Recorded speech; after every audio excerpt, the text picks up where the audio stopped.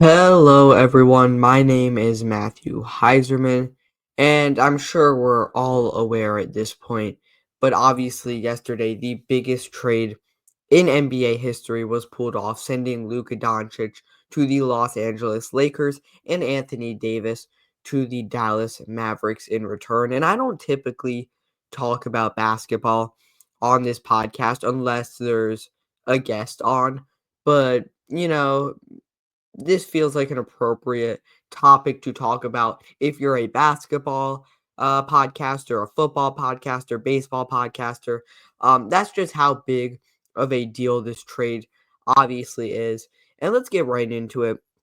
Starting with the full trade details, Lakers receive Luka Doncic, Maxi Kleber, Markieff Morris. The Mavericks receive Anthony Davis, Max Christie, 2029 LA first round pick. And then the Jazz were also in there as well. Jalen Hood Schifino, 2025 Clippers second round pick, and 2025 Mavericks second round pick.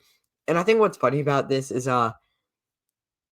people thought that Shams his Twitter got actually hacked when he first, um, broke this news. And then we saw some other reports from some insiders. Um, but just the surprise when it initially happened was absolutely unbelievable. And there were multiple posts where Shams had to say, yes, this is 100% real. Yes, this trade actually happened because people did not believe him.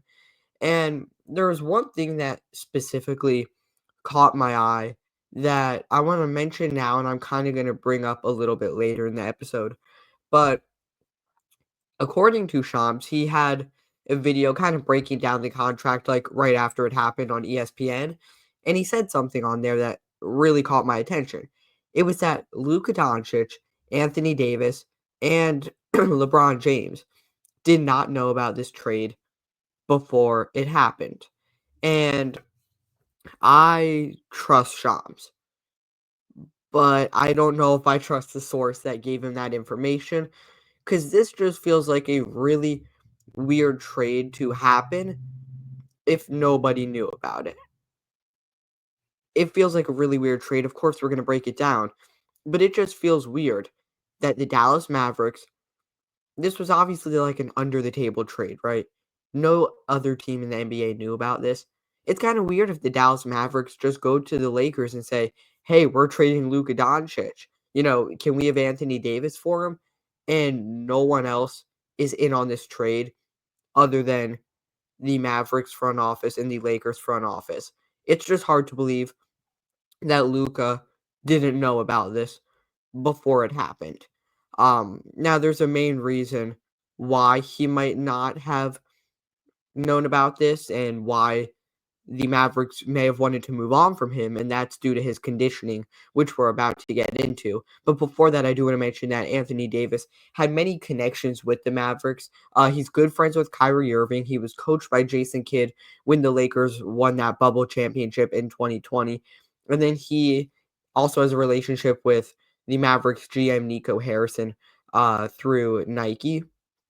Now, I was mentioning the reason why Dallas might have been in such a rush to get rid of Luka, and there's actually two reasons, according to ESPN's Tim McMahon, who I had on the podcast recently. He said the Mavs had major concerns about moving forward with Luka Doncic due to his constant conditioning issues and the looming commitment of another supermax contract extension this summer, sources told ESPN. Now, I'm about to get into the whole contract thing, but I think the thing that makes the most sense on why they would want to move on from him is his conditioning. Because conditioning obviously has always been a big problem for Luka. He's listed at 230 pounds on ESPN's website. Sources have said that he's upwards of 270 pounds right now. And Luka played zero defense in the finals last year, which is a big reason why Dallas ended up losing that 4-1, along with obviously many other reasons, including them playing one of the most stacked, Celtics teams. But I think that was a big reason. Obviously, Luka wasn't playing defense, and that's something we've always seen from Luka. a player who cannot play defense. And the Mavericks are also Luka's been dealing with some injuries recently. The Mavericks are saying that his conditioning is the reason for some of these injuries. So I understand if that's why you want to move on from him. I think they're kind of trying to dodge a bullet. I think they're hoping that this doesn't turn into a Zion Williamson situation because they saw what happened with Zion and the Pelicans. They saw Zion dealing with all of these injuries and this conditioning, and he can't stay in shape. And now the Pelicans are stuck with him basically. And I think the Mavericks, there's no guarantees that same thing would happen with Luka Doncic, but I think they're just kind of not willing to take that risk. Um, you look at Kawhi Leonard too with the Clippers, Bradley Beal with the Wizards a few years back. They're just trying to not get into one of these situations because we know how bad it can be when you're stuck with a player who's out of shape, nobody wants him, can't get onto the court. And of course, there's potential with that when you look at a guy like Luka Doncic, who's extremely out of shape, drinking beer, this, that, I don't know, smoking cigarettes. So I think they're just trying to stay on top of things and make sure that doesn't become a reality. Now, I want to talk about that supermax. If Dallas actually traded Luka because they don't want to pay him the supermax, that's the most ridiculous thing I've ever heard. Because if you have a superstar, you need to pay him like one. If you have a top 5 player in the league, you need to pay him like one. It's that simple. Right now, it feels like the Mavericks are saying, "Okay, we want one of the best players in the NBA on our team, but we don't wanna have to spend our money." Um, so I really hope that the max extension is not the reason why they traded Luka, because obviously we know no team wants to pay a max extension. That's obviously a lot of money, for one guy, but if you want to have a top player in the league on your team, you're gonna have to pay that amount of money, even if you don't like it. So that kind of just shows that they don't necessarily value Luka Doncic as much if they're not willing to give him that money. Um, so maybe that's actually the case on why they traded him, but I don't know why that would make anyone in the future want to go to Dallas either, because what's a young basketball player's dream? Make the NBA, become one of the best players, get the supermax contract. Why would anyone want to do that if we saw this example with Luka Doncic? He did that exact thing, and now the Mavericks don't want to pay him the supermax. I mean, if you want to have a star player on your team, if you want to have a player as good as Luka Doncic, you're going to have to pay him for how good he is. And it feels like the Mavericks were just being a little stingy here in terms of they don't want to actually give him that money, which is absolutely ridiculous. Now I want to move on to a quote from Nico Harrison, who I mentioned is the Mavericks GM. And this was focused on Anthony Davis. He said he fits right along with our time frame to win now and win in the future. The future to me is 3-4 years from now. The future 10 years from now, I don't know. Okay. I mean, that's a lot to take in. On one side, I understand that Luka, again, bringing up those defensive issues, Luka doesn't play defense. And Nico Harrison also said that defense wins championships. And if you want to look at it that way, then yes, he'd probably prefer to have Anthony Davis on his team. But also, I don't think the Mavericks are obviously the Mavericks aren't making the finals last season without Luka Doncic. If you bring up what Luka Doncic did in the playoffs last year, he averaged 29 points, 10 rebounds, 8 assists, including obviously a Western Championship where he averaged just over 32 points, hit that game winner over Rudy Gobert, right? So Luka Doncic is a great player if you want to win now. He's obviously coming off that NBA Finals appearance against the Boston Celtics, as I mentioned earlier. And quite frankly, I don't believe that Anthony Davis can step in for Luka Doncic and bring them to the finals again. I don't think he can bring that same success. Even if conditioning's a problem, I think Luka Doncic is one of the only players in the league that could have gotten the Mavericks to the finals where they were last season. And even if Anthony Davis is a better defender, without Luka's offense, you're not even remotely looking at the same situation where you were at last season. So I don't know how I feel about that. And you have to wonder how much more Dallas could have gotten if they announced that Luka was on the trade block. Because I would have assumed that almost every single team in the NBA thought Luka Doncic was untouchable, right? I would have thought Luka Doncic was untouchable, and this kind of came out of nowhere. I'd say there's only one player in the NBA that's definitely more valuable than Doncic, and that's Victor Wembanyama. And then you get into your like maybe more valuable Nikola Jokic and Giannis. The problem is Giannis is 30, Jokic I think is 29. Um, Luka's 25, right? So you could definitely make the case that age makes Luka the more valuable player. And then Shai Gilgeous-Alexander, who's 26 years old. I think him and Luka are very, very comparable. But I don't know, just 31-year-old Anthony Davis, this kind of shortens your span of when you can contend. Because with Luka, you can be contending for the next 10 years, right? AD, maybe you have 4 years, like Nico Harrison said, but after that, the future gets kind of iffy in terms of Anthony Davis is going to regress at some point. And I mean, you just lowered the time frame to win a championship by a lot with that one move. If the Mavericks don't win a championship this season or next season, or maybe the season after that, this is going to look like one of the worst trades in NBA history for them, giving up who should have been their franchise player. So a lot rides on how the Mavericks perform this season in the next few seasons to come. But this was an extremely risky move for them, obviously. If it doesn't pan out, they're going to look like idiots, specifically Nico Harrison.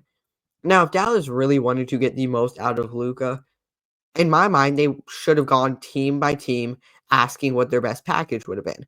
Now, there's clearly a reason why they didn't do that, because they could have gotten a lot more. We saw Kevin Durant get traded for 9 first-round picks. 1 first-round pick in this trade, unbelievable. Kevin Durant was traded for 9 first-round picks, and he was a lot older at that point. So there obviously could have been a better package here. Now, there's a specific reason why Dallas didn't want to do that, go team by team, and say that Luka is not untouchable. Um, and I don't know that. I don't know what the reason would have been, but I know that there is probably a reason. Maybe they just didn't want to put it out to the public, because if they say that to a few teams, word's gonna spread, and next thing you know, everyone knows that Luka Doncic is soon to be traded.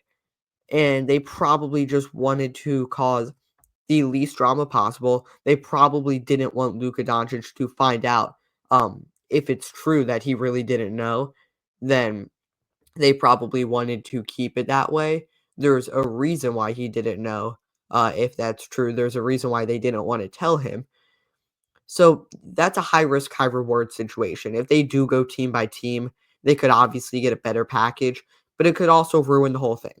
It could ruin the whole thing.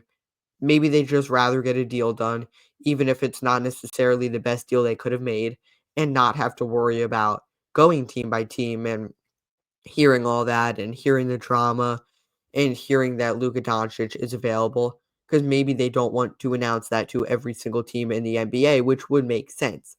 Now, for all my NFL viewers out there, I was thinking, like, what's a good comparison, I guess, in terms of the NFL? And I actually didn't create this one. I did hear this one. And it was Jamar Chase to Mike Evans. Jamar Chase, best wide receiver in the NFL, right? That's obviously Luka Doncic.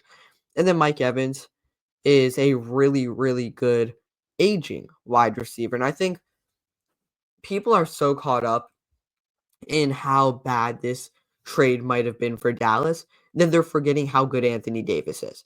Anthony Davis is one of the premier players in the NBA, obviously, and a top 5 defender in the NBA, you could argue. And I think that's where Mike Evans also applies here, where Mike Evans is one of the best wide receivers in the NFL. There's nothing wrong with him talent-wise. He can be a contending wide receiver. It's just in terms of aging He's an older guy. Anthony Davis is an older guy. I think that's where they draw the comparisons. So I think a Jamar Chase, Mike Evans trade would be pretty similar to what we saw right here. And obviously, the main reason Dallas made this trade, as I mentioned, is because they're in win now mode. And yes, I also talked about how defense is something Nico Harrison wanted. But if you're in win now mode, I mean, I don't know why you don't stick with the guy who just made the NBA Finals last season. You know what I mean? Like, maybe Anthony Davis can replicate that success, but I honestly doubt it. And I think that if they're in win now mode, the best thing to do would be hold on to Luka Doncic because we know how clutch he is.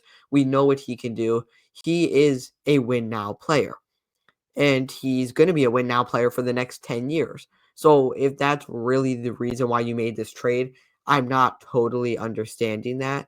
I talked about how good Luka Doncic was in the playoffs last season. He's a win now guy. He is completely a win now guy. So again, that doesn't totally make sense to me why you would consider Anthony Davis a better option if you're trying to win now rather than Luka Doncic. Now, again, Luka, terrible defensive performance in the finals last year, but I don't think Davis is going to change that. I don't think Davis has what it takes to completely change things. I don't think he's going to take this team to the finals and then magically, he's obviously, if he makes the finals, he's going to be a great defender there. I just don't think he has what it takes to even get to the finals in the first place. Yes, if you do find yourselves in that situation, I might rather have Anthony Davis, who is a great defender. I just don't think you're going to find yourself in that situation, if that makes sense. Now, one bright thing is that Davis will get to play power forward, which was always his preferred position. Now that he's playing with Gafford, he's playing with Derek Lively. He didn't really get to do that with Los Angeles at all. Now Los Angeles doesn't really have a center. They're rolling with Jackson Hayes. They could put LeBron at center, but I don't think that's what they really want to do, obviously, right now. Now, it's obvious that Los Angeles made this trade for the future, right? I'm sure they would love to win this year with both LeBron and Luka, but I'd assume that they made this trade more specifically to have their franchise guy once LeBron James retires or potentially leaves. They can hold on to Luka for the next 10 years as long as they're willing to pay him that supermax, obviously. They don't want to end up in the same situation where they were when Kobe Bryant retired. Kobe Bryant brought all that success to the team, then he retired, and then that's when you're looking at the Jordan Clarkson, Brandon Ingram, Julius Randle era, Lonzo Ball, where they just completely sucked. And then LeBron came, they got AD, and that was eventually fixed. But I don't think they want to go down that same path again. And I think Luke is really just a guy that they're going to be using more in the future, for the future, than obviously right now. And this is a really interesting thing that I was thinking about earlier.